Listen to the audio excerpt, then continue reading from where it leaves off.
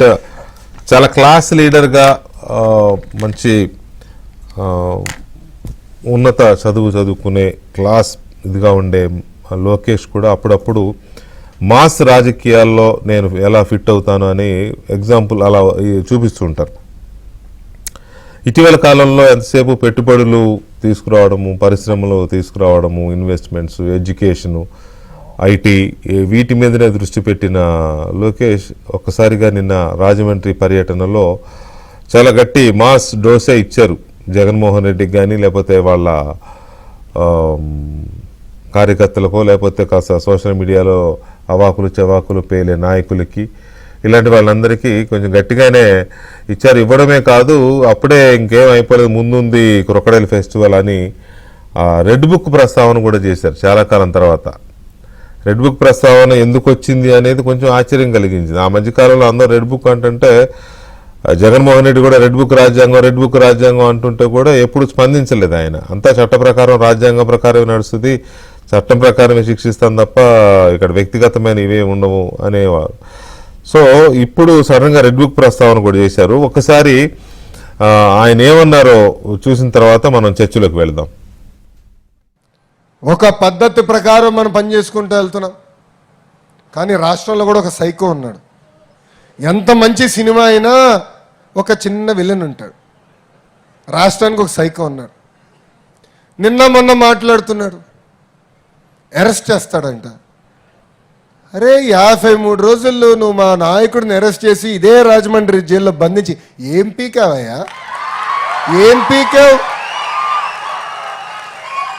నువ్వు అరెస్ట్ చేస్తే మేము భయపడాలా? ఇట్లా నీ ముందర చాలా మంది పెద్ద పెద్ద మాటలు మాట్లాడారు. వాళ్ళందరి పరిస్థితి ఏమైందని ఒక్కసారి ఆ సైకోని ఆలోచించమని నేను అంటున్నా. అంతేగాని ఈ మధ్యన చూస్తున్నా రప్పరప్ప అంటే ఏంటి రప్పరప్ప? 2 రప్పరప్ప మేము బీగుతాం. ఎర్ర బుక్లో 3 పేజీలనే, ఇంకొన్నాయి చాలా పేజీలు. ఎవరికి ఎప్పుడు ముహూర్తం పెట్టాలో నాకు తెలుసురా భయ్.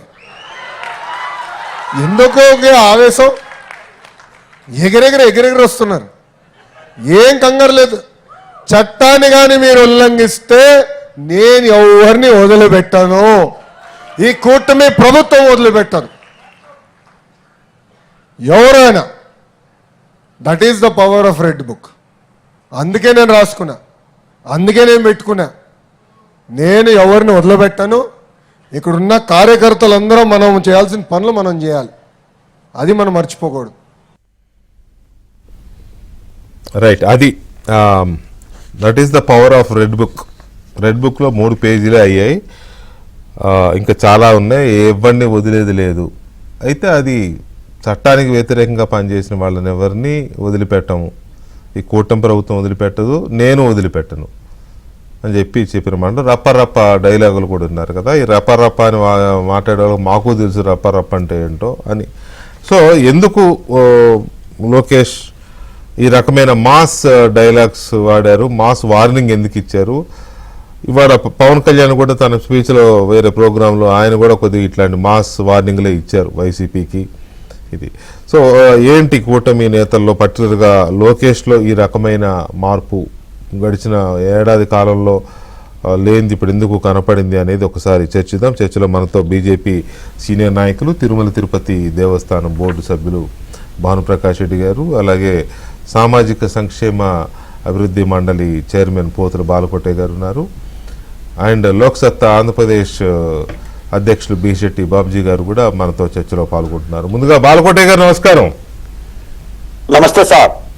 బాలకోటే గారు, లోకేష్ గారు చాలా అంటే క్లాస్ అంటే వేరే విధంగా కాదు, కానీ గట్టిగానే ఉంటాడు. ఎక్కడ ఎవరికి ఎలా ఇవ్వాలో అలా ఇస్తారు, ఇది అందరికీ తెలిసిందే. కానీ ఈ రకమైన మాస్ డోస్ ఏంటి, దీనికి కారణం ఏంటి? వెంకటేష్ గారు నమస్తే. నమస్తే అండి. బాలప్రకాష్ రెడ్డి గారికి, బాబ్జీ గారికి కూడా నమస్కారాలు. లోకేష్ గారు is not a class, is a mass. అసలు రియల్ గా ఆయన మాసే. ఆయన బాడీలో ఉన్నదే ఇది. కాకపోతే దశరథుడి మాట గనక శ్రీరామచంద్రుడు పాటించినట్లుగా చంద్రబాబు నాయుడు గారి మాట కోసమే ఆయన క్లాస్ రూపంలో కనిపిస్తున్నాడు తప్ప ఏం తప్పు అన్నాడు? మీ డిబేట్కి ముందు నేను ఇంకోటి ఛానల్కి పోయా. అక్కడ వైసీపీ అధికారులకి ఆల్రెడీ వైసీపీ అధికార ప్రతినిధులకు తడిసిపోయింది. గుడ్డలు డిబేట్లోనే దించుకుంటున్నారు. ఏమన్నాడు సార్? రెడ్ బుక్లో 3 పేజీలు పూర్తయినా ఇంకా పేజీలు మిగిలినాయి అన్నారు. పవన్ కళ్యాణ్ గారు చేతిలో గీతలే కాదు నుదుటి మీద రాతలు కూడా దుడిచేస్తా ఉన్నాడు. తప్పేముంది? తప్పేముంది సార్? ఒక్కసారి లోకేష్ గారి యొక్క స్థానంలో ఉండి మనం ఆలోచిస్తే, ఒక పెద్ద వయసులో తండ్రి జైల్లో పడ్డప్పుడు అటు తండ్రి, తల్లి భువనేశ్వరిదేవి ఆవేదన, భార్య బ్రాహ్మణి యొక్క ఆవేదన, కొడుకు దైవాంశ యొక్క ఆవేదన, అతను స్టూల్ లాక్కున్నారు, అతను మైకు లాక్కున్నారు. ఇన్ని యొక్క వడబాట్లు మనం లోకేష్లా భావించి ఆలోచిస్తే ఆవేదన కల్పిస్తుంది. దానికి తోడు నువ్వు అధికారులు జైల్లో వేస్తానంటావా? నువ్వు రప్ప అంటావా? గంగానమ్మ జాతరలో పొట్టేలను నరుకున్నట్టు నరుకుతాను అంటే ఏం మాట మాట్లాడాలి చెప్పండి? ఏం మాట మాట్లాడాలండి? తప్పే ఉంది? మీకు అత్తారింటికి దారే సినిమాలో అది పృథ్వీరాజ్ అంటాడు పోసాని కృష్ణమూర్తితో, అరే పంచాయతీ చేసేటప్పుడు ఆమె ఎవరికి ఎవరు ఉన్నారు కనుక్కొని పిలవాలి కదరా అంటాడు. ఏమైందన్నా అంటాడు పోసాని. అరే డైనోసార్ ఎక్కడా అని. ఎవడ కత్తులు ఇవ్వండి, ఎవడ కత్తులు లేవు వెంకటకృష్ణ గారు, నేను చెప్తున్నాను. ఎవడ రోమాలు లేవు, డైనోసార్ ఎక్కడా? ఏంటి సార్? ఆయన పవన్ కళ్యాణ్ స్పష్టంగా చెప్పాడు, నా ఓపిక నశించింది తమ్ముళ్ళు అని. నువ్వే నరగలవా ఏంటి? అంటే త్వరకా కిషోర్లు పోషిస్తే సరిపోతుందా? బోరుగడ్డ అనిల్ని పోషిస్తే సరిపోతుందా? జోగి రమేష్ని వెనకేస్తే సరిపోతుందా? వల్లభనేని వంశీలకు ఉగ్గుపాలు పోస్తే సరిపోతుందా? ఏమయ్యారండి? నీ ధనుంజయ రెడ్డి ఏమయ్యాడు? నీ కృష్ణమోహన్ రెడ్డి ఏమయ్యాడు? నీ పివి సునీల్ కుమార్ రెడ్డి ఏమయ్యాడు? ఏమయ్యాడు చెప్పండి? ఇదంటే పరిపాలన? నేను చెప్తున్నా, రా దమ్ముంటే అసెంబ్లీకి బాధ్యతగా మాట్లాడు. అది పీపీపీబీ అన్నాగా ఏ విధానంతోనైనా. ఈ రోజున అధికారులు బెదిరిస్తారా? పారిశ్రామికవేత్తలు రాకుండా ఈ రాష్ట్రాన్ని చేస్తారా? మరి రాష్ట్రాన్ని ఎవరు కాపాడుకోవాలండి? 11 ఉన్న నీకే అంత పౌరుషం ఉంటే 123 ఉన్నోడికి ఎంత పౌరుషం రావాలండి? ఒక జీవితకాలం లేట్ అయింది సార్. వెంకటకృష్ణ గారు ఆరుద్ర చెప్పినట్టుగా తాను ఎక్కే జైలు ఒక జీవితకాలం లేట్ అన్నట్టుగా లోకేష్ గారు సిసలైన మాసులోనే కనిపించాలి. ఈ ఆంధ్రప్రదేశ్ కావాల్సింది మాస్ రాజకీయాలే. క్లాస్ ఇస్ క్లాస్, కానీ మాస్ కావాలి. ఇది మాసు. కులాల మతాలు పెడతారా? కులాల పట్ల మతాల పట్ల ఏమిటండి? దేవదేవుని గుడిని అపవిత్రం చేసినోడు ఒక్కొక్కడు విచారణకి వెళ్ళిపోయి నేను లేను, నాకు తెలియదు, ఆ రోజు నేను హాజరు కాలేదు, ఇదండి చెప్పేది. జగన్మోహన్ రెడ్డి గారిని నమ్ముకొని చెప్పమనండి. నేను ఒక మాట చెప్తాను సార్, మీరు లోకేష్ గారిలో పరుషపదజాలమే కాదు, మీకు ఒక మాట చెప్తా. ఆయన అన్నాడు నిన్న మీటింగ్లో రాజమండ్రిలో, జీవితంలో ప్రతి ఒక్కరూ ఏ నిర్ణయం తీసుకున్నా అది అమ్మకు చెప్పే విధంగా ఉండాలి, అమ్మకు చెప్పని ఏ పని చెయ్యొద్దు అన్నాడండి లోకేష్ గారు. అవును, నీ మాట మాట్లాడతామనండి. అదైతే చాలా గొప్ప డైలాగ్. జగన్మోహన్ రెడ్డి గారు నీ మాట అనమనండి, అమ్మకి చెప్పకుండా ఏ పని చెయ్యొద్దు అని. అమ్మనే కొట్టమనే డైలాగ్ అయింది. కాబట్టి ఇప్పుడు ఈ రోజున సార్, ఇప్పుడు పరిగెత్తించేవాడికి పరిగెత్తేవాడు లోకువా. మనం ఊరికే కొద్దివాడు పరిగెత్తినే ఉంటాడు, దారిలో ఆగితే గానీ అర్థమవుతుంది. రోడ్డుకి అడ్డదిడ్డంగా రైటు లెఫ్ట్ నువ్వు దాటుకుంటూ కనిపించిన వాహనం మీద రాయేస్తే ఏం చెయ్యాలండి? జగన్మోహన్ రెడ్డి గారు చేస్తున్న పని అది కాదండి. నువ్వు వెళ్ళింది ఎందుకు? పీపీపీ మీద గవర్నర్ గారికి వినతి పత్రాలు ఇవ్వటానికి. నువ్వు అన్నదేంటి? 2 నెలల్లో మొత్తం వైద్యశాలలు తీసుకున్న వాళ్ళందరూ కూడా జైల్లో వేస్తానంటావా? చెప్పండి గవర్నర్ గారికి ఆ మాటే చెప్పావా? మరి దాన్ని ఏమంటారు సార్? మీరు పారిశ్రామికవేత్తలు రాకుండా మెసేజ్లు పెడుతున్నారు, నిధులు రాకుండా మెయిల్స్ పంపిస్తున్నారు, భయపెడుతున్నారు, కత్తుల పోరాటం చేస్తున్నారు, గుడ్డలెప్పదీస్తామంటున్నారు, రప్ప అంటున్నారు. దీన్ని రాజకీయాలు అంటారండి. ఇప్పుడు ఇదంతా తెలియజేస్తుందా జగన్మోహన్ రెడ్డి గారు? నాకు తెలిసి అయితే ఆయన అమాయకుడు కాదండి. ఆయన కావాలనే ఒక తెలిసి చేయడం తెలియకుండా చేయడం అనే ప్రశ్న ఎందుకు ఉత్పన్నం అవుద్ది అసలు? ఆయన తెలిసి చేయడం కాదు, ఆయన ప్రవృత్తే అది, ఆయన చేసే పనే అది. అలాంటప్పుడు ఇంకా తెలిసి చేయడము తెలియక చేయడము అనే ప్రశ్న ఉత్పన్నం కాదు. బాలకోటే గారు ఒక్క నిమిషం బాలకోటే గారు, ఒక మాట లోకేష్ గారు అన్న మాటల్లో గాని పవన్ కళ్యాణ్ గారు అన్న మాటల్లో గాని ఇసుమంత తప్పు లేదు. తప్పు ఎవరు అంటలా ఇక్కడ. తప్పు అనేది ఎవరు అనడంలా, నేనైతే అనడంలా. బాబుజీ గారు అంటారా, భవన్ ప్రకాష్ రెడ్డి గారు అంటారా నాకు తెలియదు, కానీ నేను తప్పని నేను అనడంలా. కాకపోతే ఈ దూకుడు ఒక్కసారిగా ఈ దూకుడు రావడానికి గల కారణం ఏంటి అనేదే మాట్లాడుతున్నాం మనం. ఒక్క నిమిషం బాలకోటి గారు, భవన్ ప్రకాష్ రెడ్డి గారు, ఏంటి ఆ దూకుడు? దూకుడు ఏం లేదన్న దీంట్లో. వెంకటకృష్ణ మీకు, బాలకోటే గారికి, బాబ్జీ గారికి నమస్కారం. నమస్కారం. మాకు ఒక సామెత ఉంది మాకు రాయలసీమలో, మనిషికి ఓ మాట గొడ్డుకో దెబ్బ అంటారు. ఓకే, మనిషికి ఏ విధంగా చెప్పాలి, మూర్ఖుడికి మనిషికో మాట, మనిషికో మాట మాట చెప్తే వింటాడు, వింటాడు. గొడ్డుకి దెబ్బ కొడితే మీరు పోయి పక్కకు పోండి పోద్దా ఒకదా అంటే దాని నైజం దెబ్బేస్తే పక్కకు పోతుంది. అట్లా లోకేష్ బాబు మనిషికి ఏ విధంగా ట్రీట్ చేయాలి, గొడ్డును ఏ విధంగా ట్రీట్ చేయాలని ఈరోజు చెప్పారు. అది ఖచ్చితంగా లోకేష్ బాబు మాటలు పద్ధతిగా మాట్లాడాడు, కరెక్ట్గా మాట్లాడాడు. దాంట్లో ఏమి మాస్ ఏం లేదు, మాస్ యాంగిల్ ఏం లేదు. ఇంకోటి, మంచివాడికి ఏ విధంగా చెప్పాలి, మూర్ఖుడికి ఏ విధంగా చెప్పాలి. మూర్ఖుడు జగన్మోహన్ రెడ్డి చెప్తే అట్లాగే చెప్పాలి, అట్లానే చెప్పాలి. కాబట్టి ఏం తప్పు లేదు. రాజకీయాల్లో ఇదేదో ఈరోజు ఆయన ఇప్పుడే నేను వాళ్ళ వైసీపీ వాళ్ళు విమర్శిస్తుంటే మాటలు చూశాను. మేము వస్తాము 2 నెలల్లో కథ చూస్తా ఉన్నాడు. మీది వచ్చేది లేదు, పోయేది లేదు. మీరు కల్లో కూడా అధికారంలోకి రాలేరు. గుర్తుపెట్టుకోండి, రాసి పెట్టుకోండి. మీరు కల్లో కూడా రాలేరు. మిమ్మల్ని 11 స్థానాలకు ఆంధ్రప్రదేశ్ రాష్ట్ర ప్రజలు పరిమితం చేశారు. ఎందుకంటే 5 సంవత్సరాలు ఆంధ్రప్రదేశ్ని అంధకార ప్రదేశ్గా మార్చేస్తారు, అరాచక ప్రదేశ్గా మార్చేస్తారు, అవినీతి ప్రదేశ్గా మార్చేస్తారు. మాకొద్దు ఈ జగన్మోహన్ రెడ్డి అని చెప్పి మీ ఫ్యాన్ రెక్కలు ఆంధ్రప్రదేశ్ రాష్ట్ర ప్రజలు ఇంచేశారయ్యా. ఇంకా మీరు తిరగాలంటే తిరిగే ప్రసక్తే లేదు. మీరు ఇంకా తిరగాలంటే తిరిగే ప్రసక్తే లేదు. కాబట్టి ఏదో టీవీల ముందు మాట్లాడేదనుకో, పేపర్లో హెడ్లైన్స్ కోసం మాట్లాడాల తప్ప మీరైతే అధికారంలోకి వచ్చే ప్రసక్తే లేదు. మేము మా ఎన్డీఏ కూటమి, చంద్రబాబు నాయుడు గారు, పవన్ కళ్యాణ్ గారు, మా రాష్ట్ర అధ్యక్షులు మాధవ్ గారు ఆంధ్రప్రదేశ్ని అభివృద్ధి ప్రదేశ్గా ముందుకు పోవాలని ఒక మంచి సంకల్పంతో మేము ముందుకు పోతా ఉంటే పెట్టుబడులు రావద్దండి, పోలీసుల్ని ఏంది ఉతికి ఆరేస్తాడంట. ఏమి ఇదే బట్టలు అనుకున్నారు, బట్టలు ఇప్పేస్తాడు.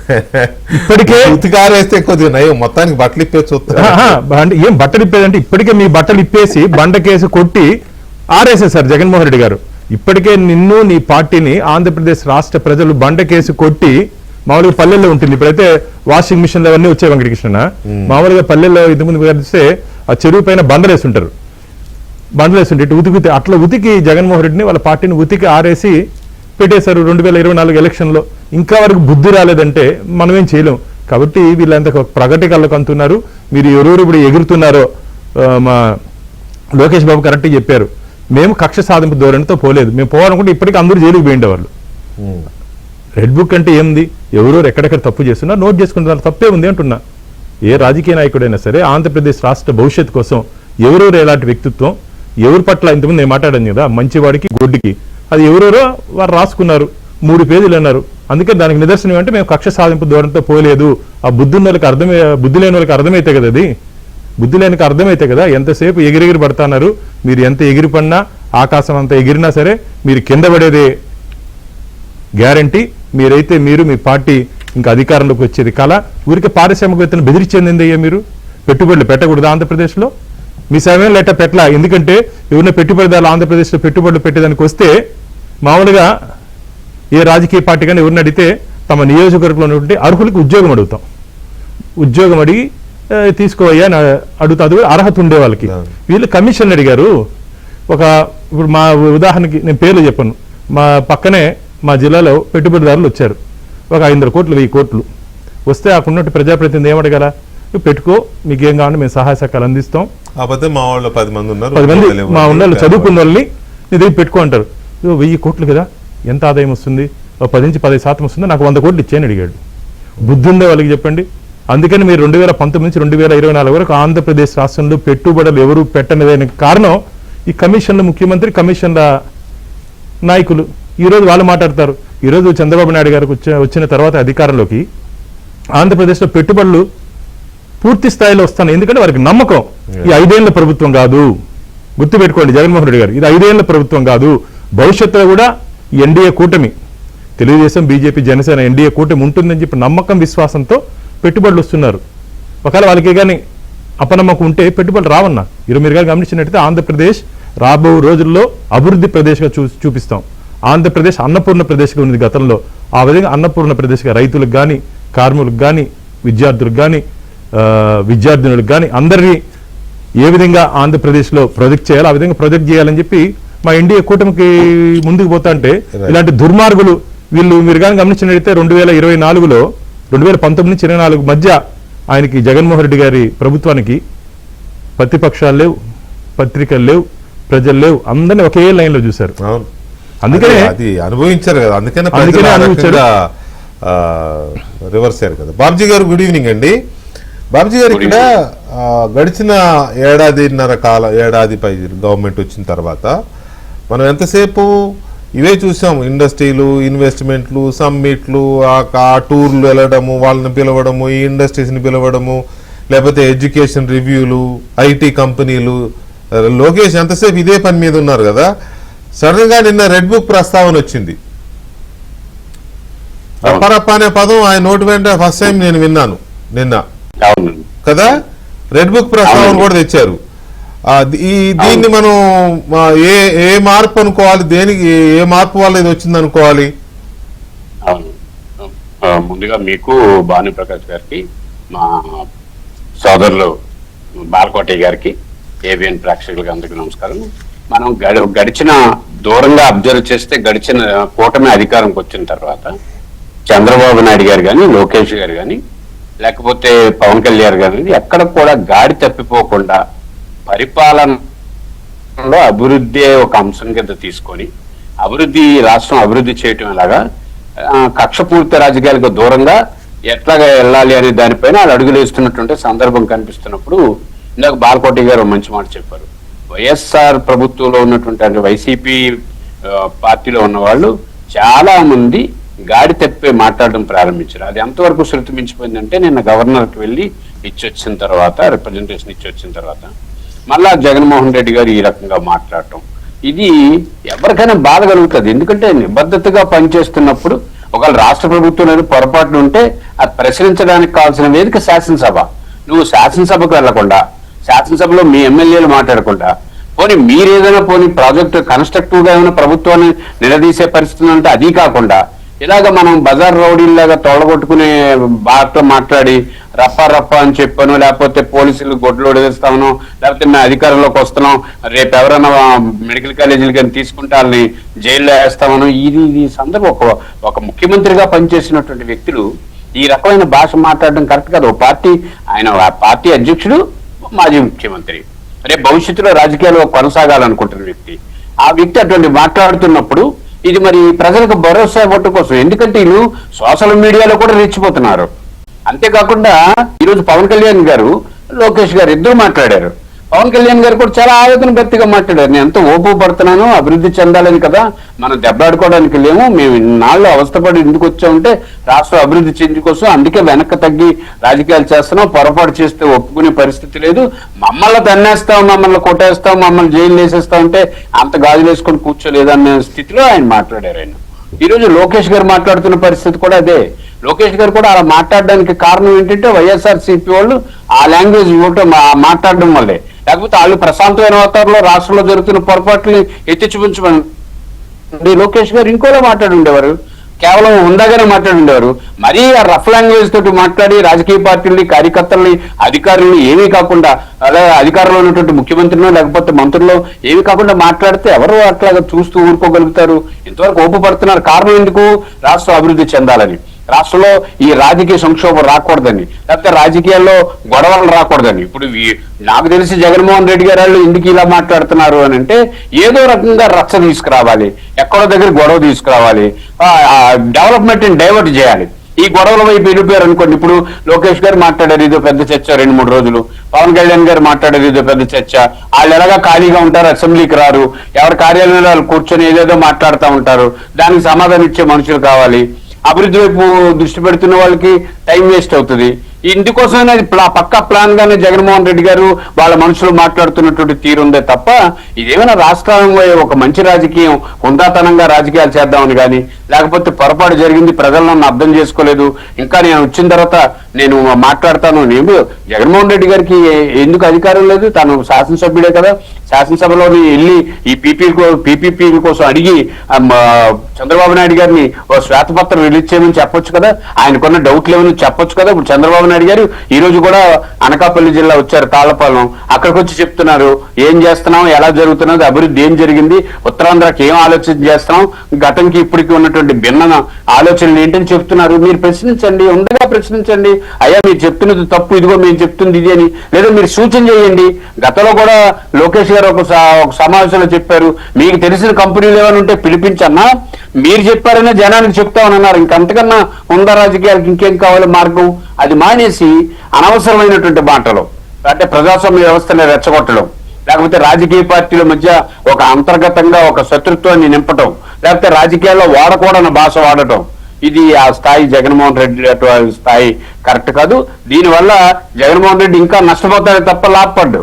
ఎట్టి పరిస్థితుల్లో జగన్మోహన్ రెడ్డికి లాభం ఉండదు. ఆయన ఏమనుకుంటున్నాడంటే ఇలా మాట్లాడితే జనం ఏదో ఇంకా ముందుకు వస్తారు, అతను జెండా పట్టుకుంటారు అనుకుంటున్నారు. అది కాదు. ప్రజాస్వామ్య వ్యవస్థలో ఈ రోజు అభివృద్ధి కోరుకుంటున్నాం, అందరూ అభివృద్ధి కాంక్షిస్తున్నాం, అందరూ ఈ రాష్ట్రం బాగుపడాలని అనుకుంటున్నాం. గతంలో జరిగిన పొరపాట్లు ఇప్పుడు జరగకూడదని అనుకుంటున్నాం. పొరపాట్లు జరిగితే నిలదీయాల్సిన బాధ్యత శాసనసభ్యులుగా అందరికీ ఉంటుంది. మరి అలాగే జగన్మోహన్ రెడ్డి గారితో పాటు ఎన్నికైనటువంటి శాసనసభ్యులకు ఉంటుంది. ఇది మర్చిపోయి అనవసరమైన విషయాలు మాట్లాడినప్పుడు కౌంటర్స్ ఇలాగే ఉంటాయి. మరి జనం కూడా ఇలా కౌంటర్ ఇస్తేనే కానీ మరి పార్టీ కార్యకర్తలు సాటిస్ఫై కాని పరిస్థితి. పార్టీ కార్యకర్తలు సాటిస్ఫై అవ్వాలి అనేది ఒకటి అన్నప్పుడు మాట్లాడాలి. రెండోది ప్రజలకి ఒక రకమైన భరోసా, అభివృద్ధికి సంబంధించి కానీ, లేకపోతే రాష్ట్రం మళ్ళీ చీకటి రోజులు రాష్ట్రానికి రావు అనే భరోసా కానీ ఇవ్వడం అనేది ముఖ్యంగా ఇప్పుడు కూటమి పార్టీల మీద ఉంది, అందులో డౌట్ లేదు. అయితే ఇది మాటల్లో ఎంత ఉందో చేతల్లో అంతకంటే రెట్టింపు ఉండాలి కదా. బాలకోటే గారు బానే ఉంది, జగన్మోహన్ రెడ్డి కానీ ఆయన పార్టీ వాళ్ళు కానీ వాళ్ళు చేస్తున్న శకలకి చేష్టలకి ఈ రకమైన ట్రీట్మెంట్ ఇదంతా ఓకే, అవసరం కూడా. ఎందుకంటే రాష్ట్ర అభివృద్ధికి నిరోధకంగా తయారైన వాళ్ళని కానీ, బెదిరిస్తున్న వాళ్ళని, భయపెడుతున్న వాళ్ళని అది వదిలిపెట్టకూడదు. కానీ ఇక్కడ బెదిరింపులు, వార్నింగులు వీటికే పరిమితం అవుతున్నారు కానీ మాటలు తప్ప చేతలు కనిపించట్లేదు అనే ఒక ఒపీనియన్ అయితే ఉంది కదా పార్టీ కార్యకర్తల్లో. అది ఎంతవరకు సాటిస్ఫై అవుతుంది ఈ లోకేష్ గారు నిన్న ఇచ్చిన మాస్ వార్నింగ్ అనేది? వెంకటకృష్ణ గారు, మీరు ఇంకో మాట మర్చిపోయారు. పవన్ కళ్యాణ్ గారు ఏమన్నారంటే ఉత్తరప్రదేశ్ ముఖ్యమంత్రి యోగి ఆదిత్యనాథ్ ట్రీట్మెంట్ కావాలని కూడా అన్నాడు. కావాలన్నాడు కానీ ఇవ్వలేదు కదా. నేను అనేది అదే, మాటలు వేరు చేతలు వేరని. అంటే వెంకటకృష్ణ గారు ఇలా అని చెప్పేసి ఇలా అంటాం కాదు, ఆ మాటకు అర్థం అంటే ఆవేదన రాష్ట్రం పట్ల జగన్మోహన్ రెడ్డి గారు చేస్తున్న ఒక విధ్వంస క్రీడ, దాన్ని అరికట్టాల్సిన బాధ్యతను ప్రజలకు నొక్కి చెప్తున్నారు. ఇలా అనాలనుకుంటే అనగలరు, ఆయన ముఖ్యమంత్రి అయినా ముఖ్యమంత్రి. ఇక్కడ విసిగి వేసారండి జగన్మోహన్ రెడ్డి గారి యొక్క లీలలో. ఆ దుర్మార్గంగా చూస్తూ ఉంటుంటే, అలా బెదిరిస్తూ ఉంటుంటే, ఇందాక బాబుజీ గారు చెప్పారు కదా, ఎంత ఆనందపడుతున్నారంటే అలుగుటయ్యే ఎరుంగని అజాత శత్రువే అలిగిన నాడు సాగరములన్నీ ఏకము కాకపోవు, నీ కర్ణులు 10,000 మంది అయినా నొత్తురు సత్తురు రాజనందన్ అన్నట్టుగా అంత పరాభవం జరిగినా కూడా జగన్మోహన్ రెడ్డి గారు, నేను మాట అభివృద్ధి సంగతి తర్వాత సంగతి, ఆయన అసెంబ్లీకి వస్తారా రానేది తర్వాత సంగతి, రాష్ట్రంలో విధ్వంసంగా భయపెట్టడం, కాపుల మధ్య దళితుల మధ్య, కమ్మల మధ్య రెడ్ల మధ్య, హిందువుల మధ్య క్రైస్తవుల మధ్య ఒక విధ్వంసక రాజకీయాలు చేయటం అనేది ఆయన ఎజెండా అయ్యింది. ఈ సందర్భంగా ఒక మాట చెప్పాలండి, మీకు ఎప్పుడు అంటే కాలం నేర్పుతుంది సార్, కాలమే పాఠాలు నేర్పుతుంది. లోకేష్ గారు నిత్య విద్యార్థిలాగా పాఠాలు నేర్చుకుంటున్నాడు. ఆయన పరిశ్రమలు తెస్తున్నాడు, పార్టీ అంతర్గత వ్యవహారాలను చక్కదిద్దుకుంటున్నాడు, పరిపాలనా విభాగాలను చూస్తున్నాడు. నేనే జ్ఞానవంతుణ్ణి, నాకు అన్నీ తెలుసని ఎవడన్నా అనుకుంటే వాడి తల మీద మేకు కొట్టుకున్నట్టు అర్థం. కానీ లోకేష్ గారి యొక్క మాటలను మీరు చూడండి. విద్యార్థికి చెప్పే మాట విద్యార్థికి, మహిళకి చెప్పే మాట మహిళకి, శత్రువుకి చెప్పే మాట శత్రువుకి, మిత్రుడికి చెప్పే మాట మిత్రుడికి. ఖచ్చితంగా 3 పార్టీలు కలిసి నడుస్తున్న ఒక ప్రయాణాన్ని ఈ రాష్ట్ర ప్రజలు అర్థం చేసుకోవాలి.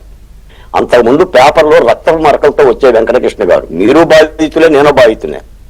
సాధారణంగా ఏంటంటే ఇది ఎప్పుడు అమలు జరుగుతుంది బాలకోట అని చెప్పేసి ఆశించవచ్చు, ఎందుకంటే బాధితులం కాబట్టి. ఆల్రెడీ మీరు పిందెలు చూస్తున్నారు, కాస్త కూస్త కాయలు కూడా చూస్తున్నారు కదా, పళ్ళు చూడాలి. ఏమో రేపు పొద్దున అన్నంత పని చేస్తారేమో లోకేష్ గారు, పవన్ కళ్యాణ్ గారు. తలుచుకుంటే ఎంతండి, కేవలం చట్టం, రాజ్యాంగం అని ఒత్తిగిన ఒక ప్రజాస్వామిక పద్ధతిలో పోయి ఒక ముఖ్యమంత్రి చంద్రబాబు నాయుడు గారు ఉండాలి కాబట్టి సరిపోయింది. కానీ చంద్రబాబు నాయుడు గారు మరొక చంద్రబాబు నాయుడు లాగా లేదా ఆదిత్యనాథ్ లాగా కనుక నిర్ణయం తీసుకుంటే ఏమంతండి, మా పోలీసులు గోడలు రోకలేరా? మాకు జీబులు లేవు తిప్పటానికి, మాకు జీబులు లేవు వెంకటకృష్ణ గారు తిప్పటానికి, ఎస్ఏలు అడ్డం పెట్టేసి సెక్షన్ 3 పెట్టేసి జైలుకు పంపించడానికి, ఈ ధర్నాలు చేయడానికి మాకు లేరా? అంటే జగన్మోహన్ రెడ్డి లాగా చేయమని కాదు కదా, యోగి ఆదిత్యనాథ్ లాగా చేయమని. అందుకని అంటే ఒక మాట ఏంటంటేనండి, ఈ పదే అంటే ఇప్పుడు జలధార నిధులు రాకుండా కూడా అడ్డుకున్న ప్రయత్నం, ఆ ప్రయత్నంలో భాగంగానే పవన్ కళ్యాణ్ గారు మాట్లాడాడు. ఇప్పుడు పరిశ్రమలు రాకుండా అసలు భయపెడితే ఎవరు వస్తారు సార్? వెంకటకృష్ణ గారు ఆ ఊర్లో కొట్టుకుంటున్నారంటే, ఆ ఊర్లో పొడుచుకుంటున్నారంటే నీళ్ళు ఎవడిస్తాడు, కొంప అద్దెకి ఎవడిస్తాడు? అసలు ఆ ఊరికి ఎవడు వస్తాడండి? ఇప్పుడు జగన్మోహన్ రెడ్డి గారు మాజీ ముఖ్యమంత్రి అయ్యుండి నీకు బాధ్యత ఉంటే బాధ్యతగా ఎమర్జెన్సీ. మీ పీపీపీ విధానం మీద మాట్లాడతారా, మరో విధానం మీద మాట్లాడతారా? మీరు మాట్లాడమని అడుగుతున్నారు. మీరు అసెంబ్లీకి వచ్చైనా మాట్లాడచ్చు, అసెంబ్లీ గేట్ ముందైనా మాట్లాడచ్చు. కానీ రప్ప ఏంటన్నా ఈ అధికారులు బెదిరించడం ఏంటి? ఆ మనోధైర్యం ఏంటి? అదే కదా ఇప్పుడు అందరు మాట్లాడుతున్నది అదే. ఒక్క నిమిషం బాలకోట గారు, భానుప్రకాష్ రెడ్డి గారు, ఇప్పుడు కాబట్టి ఒకసి ఆ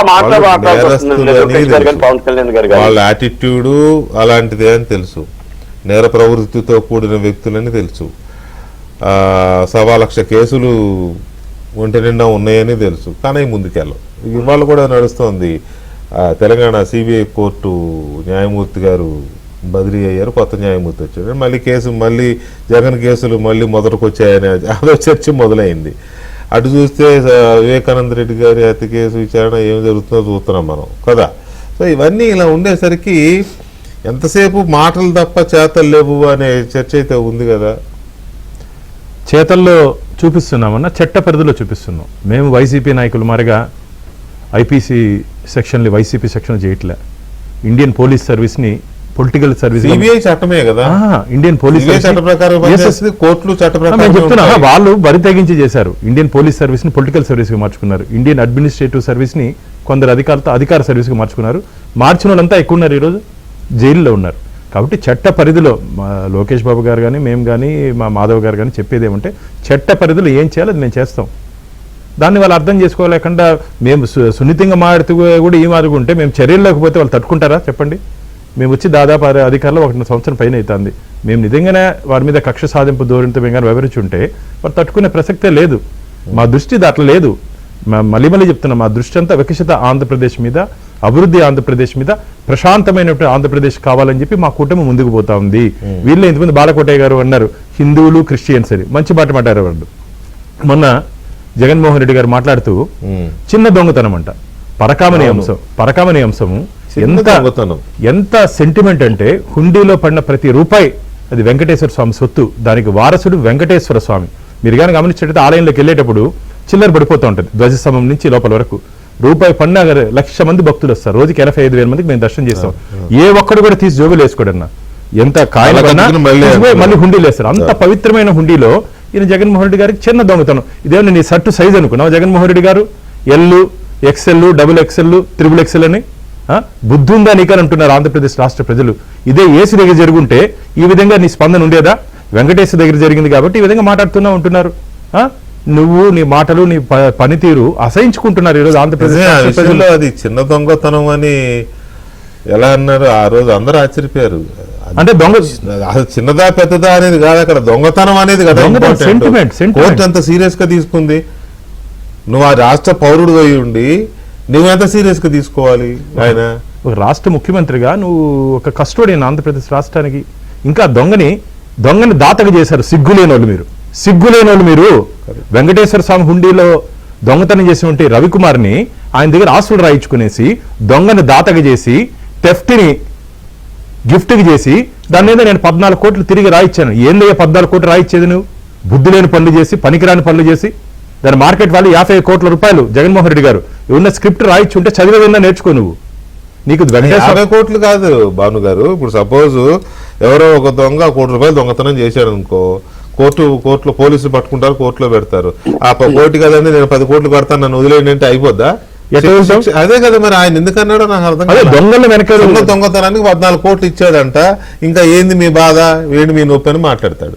ఎస్ బాధ వెంకటేశ్వర స్వామి, దానికి వారసుడు వెంకటేశ్వర స్వామి చెట్టు కింద పంచాయతీ చేసి లోకాత్తులో వారసు కదా యజమాని ఆయన.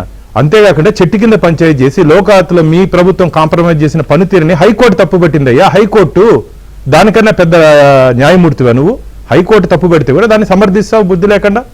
మంచిది కాదు, ఇది మంచిది కాదు. ఒక పరకామైన విషయమే కాదు, ఈరోజు పరిపాలన విషయంలో కూడా మా ఎన్డీఏ కూటమి మంచి పరిపాలన ఇవ్వాలి. ఆంధ్రప్రదేశ్ రాష్ట్ర ప్రజల ఇష్టాలు, ప్రజల కష్టాలు తెలుసుకొని మేము ముందుకు పోతా ఉంటే రోజు మసిపూసే కార్యక్రమం చేస్తున్నారు వీళ్ళు కొంతమంది నాయకులకి. ఏమి పని పాట లేదు.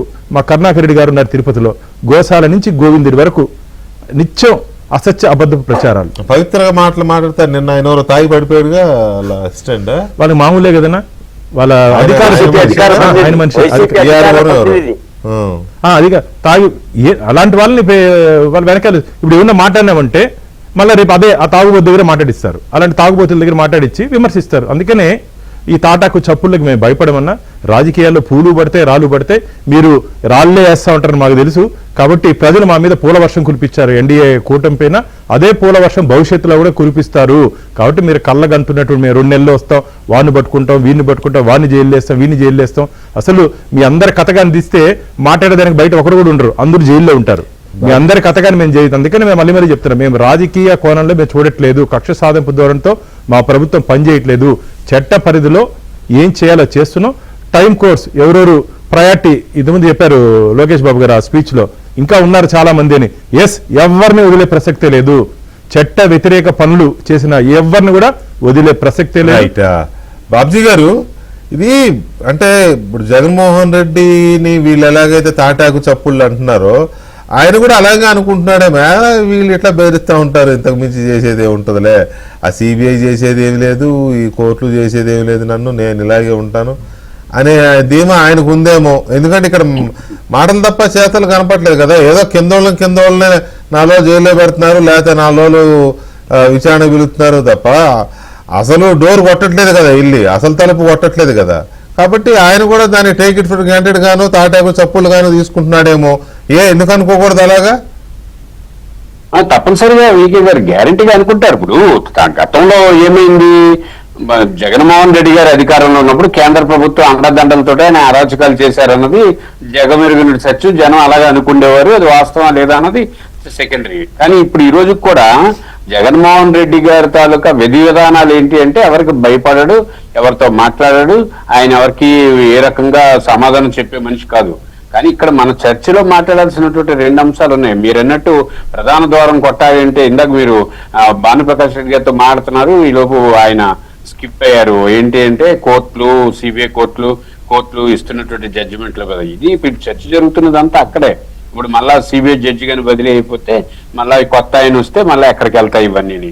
మనం కోరుకుంటున్నదంటే చంద్రబాబు నాయుడు గారు కానీ, పవన్ కళ్యాణ్ గారు కానీ, లోకేష్ గారు కానీ మొట్టమొదటి డెవలప్మెంట్ అనే ఒక ఎజెండా తీసుకొని ఆ ఎజెండా ద్వారా అడుగులేశారు. ఇప్పుడు ఈ రోజు రాష్ట్రంలో మీకు తెలుసు వికే గారు, నేను అందరితో చాలా మంది మిత్రులు కలుస్తూ ఉంటారు, officials, non officials, including YSRCP party నేతలు కూడా చాలా మంది మాట్లాడుతున్న సందర్భంలో లోకేష్ గుడ్ పొలిటీషియన్ గా ఎమర్జ్ అయ్యాడని చెప్తున్నారు. ఈ రోజు అందులో డౌట్ ఏముంది, ఇది గొప్ప మార్పు కదా. ఈ రాష్ట్రంలో ఒక గొప్ప పొలిటీషియన్ తన మీద ఎంత చాలా మంది కామెంట్ చేసేవారు. కానీ ఈ రోజు లోకేష్ తీసుకుంటున్న నిర్ణయం నాకే చాలా మంది ఐఏఎస్ ఆఫీసర్లు చెప్తున్నారు. ఆయన మమ్మల్ని పిలిచిన తర్వాత మేము చెబుతుంటే వినడం కానీ, ఇంటర్వ్యూన్ కావడం కానీ, ఇస్తున్న సజెషన్ కానీ, వెంటనే యాక్టివ్ చేయడం కానీ బాబ్జీ గారు చాలా గతంలో అసలు మనం చూడమండి అలాగా అని అంటున్నారు. కొంతమంది అయితే అసలు అంత గ్రాస్పింగ్ ఎలా వచ్చింది ఈ అబ్బాయికి ఇంత చిన్న వయసులో అని అంటున్నారు. ఇది రాష్ట్రానికి పరిపాలనకి కావాల్సినటువంటి అంశం.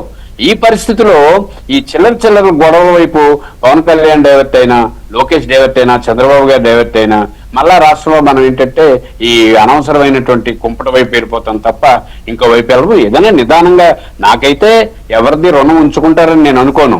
ఎక్కడ జరగాల్సింది, ఎలా జరగాల్సింది అది చట్టరీత్యా చాలా శాంతియుతంగానే వెళ్తుంది. కాకపోతే చెప్పి చేయటం కానీ, తోళ్ళగొట్టడం కానీ, పులిహోర పకోడీ ఇలాంటి కబుర్లు మాట్లాడడం కానీ అన్ని చేస్తారని నేను అనుకోను. ఇవన్నీ పాతవి, నశించిపోయేవి. ఆంధ్రప్రదేశ్ రాష్ట్రంలో రాజకీయాన్ని చాలా క్లిష్టతరంగా చేశారు వికే గారు. నేను కూడా మొదట్లో అనుకునేవాడిని, వచ్చారు ఇన్నాళ్ళు అయిపోయింది ఎందుకు వదిలిపెట్టేశారు. ఇప్పటికీ నేను మదన పడుతూ ఉంటాను. ఎందుకంటే రాష్ట్రంలో వైఎస్ఆర్సీపీ గవర్నమెంట్ ఉన్నప్పుడు చాలా మంది శాసనసభ్యులు విపరీతమైనటువంటి కరప్షన్ చేశారు, భూములు మింగేశారు. దాని మీద ఎంక్వైరీ ఏది అని నేను అనుకుంటుంటాను. కానీ ఇప్పుడు వీళ్ళు ఇటువైపు దృష్టి పెడతారు. ఇప్పుడు నేను చూశారు కదా మీరు, ముఖ్యమంత్రి గారు బుధవారం లక్షవారం 2 రోజులు సెమినార్ పెట్టారు. నేను ముఖ్యమంత్రి గారికి, పవన్ కళ్యాణ్ గారికి, లోకేష్ గారికి లేఖ పెట్టాను. చాలా ఇప్పుడు మీ డిబేట్ లో కూడా చెప్తుంటాను, కలెక్టర్ కళ్ళ ముందు ఒక వృద్ధుడు కనిపిస్తే వాడిని పిలిపించి నీకు పెన్షన్ రాలేదా తాత, నేను ఇస్తాను, నీకు అవసరం దీర్ఘకాలిక పెన్షన్ అని చెప్పే అధికారం కలెక్టర్ కలిగినప్పుడు ఆ వ్యవస్థ ఎందుకు అని ప్రశ్నించాను. నిన్న ఏమైంది, గురువారం నాడు చంద్రబాబు నాయుడు గారు ప్రతి కలెక్టర్ కి ఇన్ఛార్జ్ మినిస్టర్ తో కోఆర్డినేట్ చేసుకుని 200 మందికి పెన్షన్ ఇచ్చే ప్రయత్నం చేశారు. అలాగే ఉత్తరాంధ్రలో మేము ఉత్తరాంధ్ర చెరువుల పరిరక్షణ సమితి అని చెప్పి మరిసేర్ల కృష్ణమూర్తి నాయుడు, జాగర్ ఈశ్వర్ ప్రసాద్ 2001లో ప్రారంభించారు. విజయనగరం జిల్లా హైయెస్ట్ రాష్ట్రంలో ట్యాంకర్లు 9,998 ట్యాంకర్లు.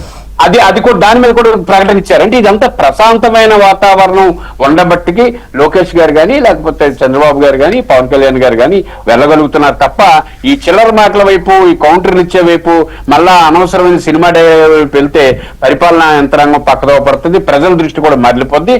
కానీ ఈ పాటైనా ఈ రోజు ఇవ్వాల్సి ఎందుకు వచ్చిందంటే, శృతి మించిపోతున్నప్పుడు కాస్త ఒళ్ళు దగ్గర పెట్టుకోండి అని చెప్పాల్సిన అవసరం ఉంది కాబట్టి చెప్పారని నేనైతే భావిస్తున్నాను. చూద్దాం, అర్థం అవ్వాల్సిన వాళ్ళకి అర్థం అయ్యి ఉంటదని అనుకుందాం. వాళ్ళు కొద్దిగా దగ్గర పెట్టుకుంటారని అనుకుందాం. చూద్దాం ఏం జరుగుతుందో. బాబుజీ గారు థ్యాంక్ యూ వెరీ మచ్ అండి. బాలకోటే గారు, భాను గారు థ్యాంక్ యూ వెరీ మచ్ అండి చర్చలో పాల్గొన్నందుకు. ఇది ఇవాళ డిబేట్.